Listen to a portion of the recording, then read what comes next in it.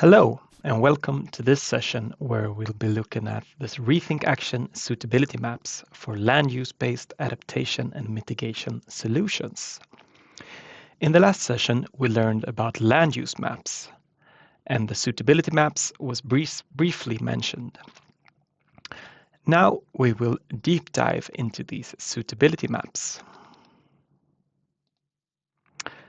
The objectives for this session is to explain what the suitability maps are, how they were created, where you can find them, and how they can be used. What is a suitability map? It is a map showing the suitability of a certain measure, that is, where it is suitable to implement it and how suitable it is. And the measures we are looking at in this project is land use-based adaptation and mitigation solutions, or LAMS for short. And these are solutions to combat climate change, either through mitigating the effects of climate change or by adapting our societies to the change. And the suggested solutions in this case are focused on land use. We have, in the RethinkAction project, created suitability maps for 13 LAMs. This has been done for all of the 6 case studies, with a few exceptions where a certain map couldn't be created in a certain case study because of data unavailability or because there was no suitable area at all in that case study. The maps are created in GIS software, mainly QGIS, ArcGIS Pro, and Python. And this is done by something called overlay analysis. And simply explained, that is when we gather many different geospatial data on our study area that affects the suitability of our LAMs, and then we overlay these layers to find the suitable areas. Let's visualize this to better understand what is going on. This is a map that I created over a fictive area. On this map, we have geospatial data of the location of urban areas, valuable ecosystems, mountainous terrain, and rivers. Let's say we want to create a suitability map for implementation of a solar park. We then first want to look at these different data separately before combining them into a suitability map. For the river, all cells containing river will be unsuitable for our solar park, and all cells not containing river will be most suitable. Notice the legend to the left that explains what suitability the colors correspond to.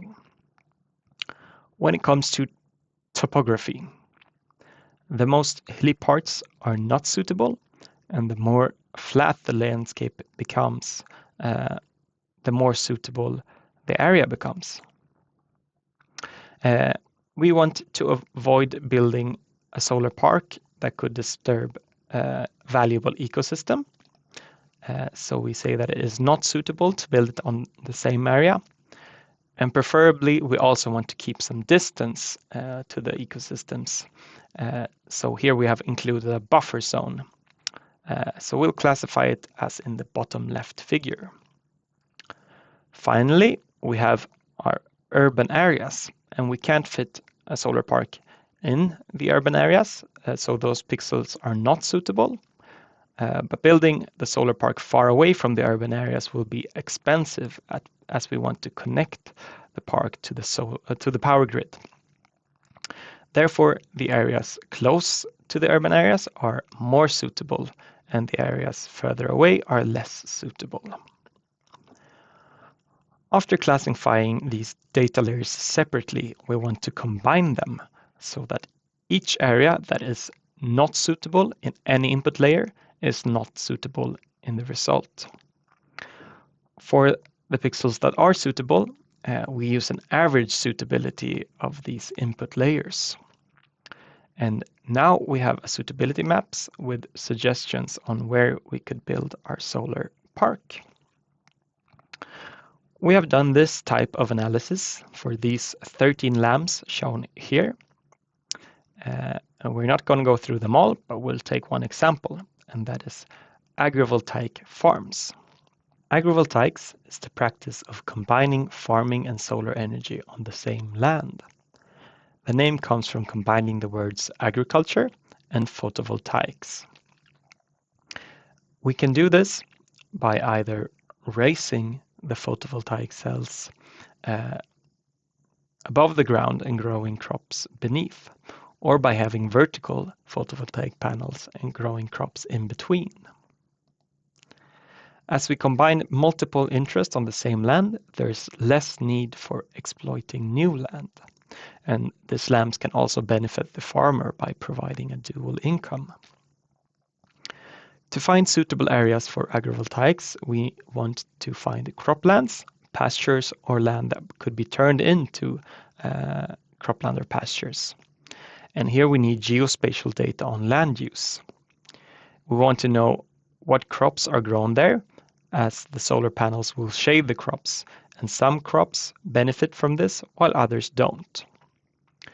We want to look at the distance to existing power grids to reduce the cost of connecting it to the power grid. We want to look at solar irradiation to see if the solar panels will be effective. Data over these factors, together with a few other data sources, is needed to identify the areas suitable for the slams.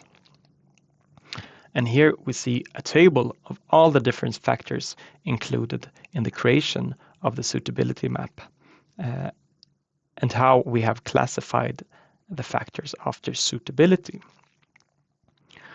When we have identified the data needed, we have to find and download the data or create it. For our suitability maps, the data mostly comes from European or global datasets, with some exceptions where national data had to be used. The land use maps used in the suitability map creation was created within the RethinkAction project as described in the last session. Then we need to process the data. And here is a flowchart showing the process of creating the agrivoltaic farms suitability maps. We have our input data sets here to the left, and we need to do different processing with different data, such as calculating slope and aspect from elevation and rasterizing our vector layers. Then we need to clip all the data to fit our study area and resample the data to a common cell size. Some suitability is determined by proximity to the objects rather than the object themselves. So we need to calculate that. And then we need to reclassify our data sets, as I showed earlier, to the classes not suitable to most suitable. Finally, we need to calculate the resulting suitability map from all the different suitability factors. The results look like this. Here we see the agrivoltaic farm suitability for our 6 case studies.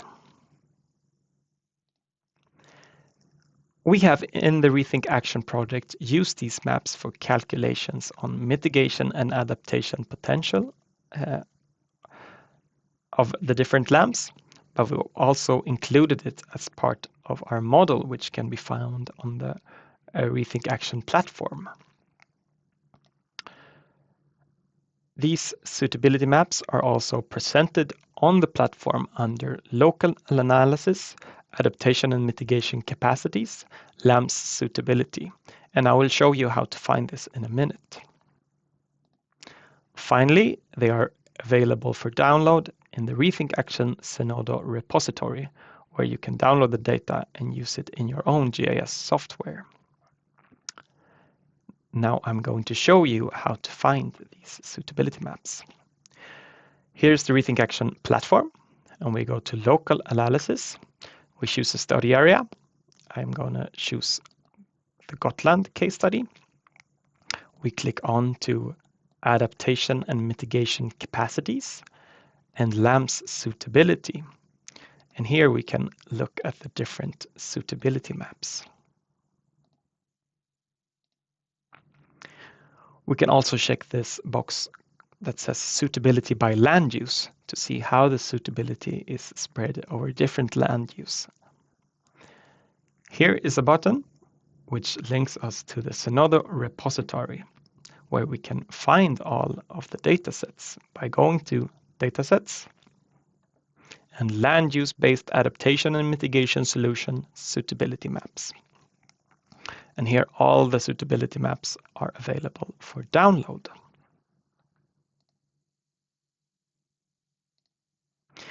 In conclusion, the suitability maps displays where a land is suitable to implement and how suitable it is. They are created using GIS overlay analysis. They are available at the RethinkAction repository on zenodo.com, and they can be used by you for any analysis that you want to do. And with that, I say thank you for watching this session.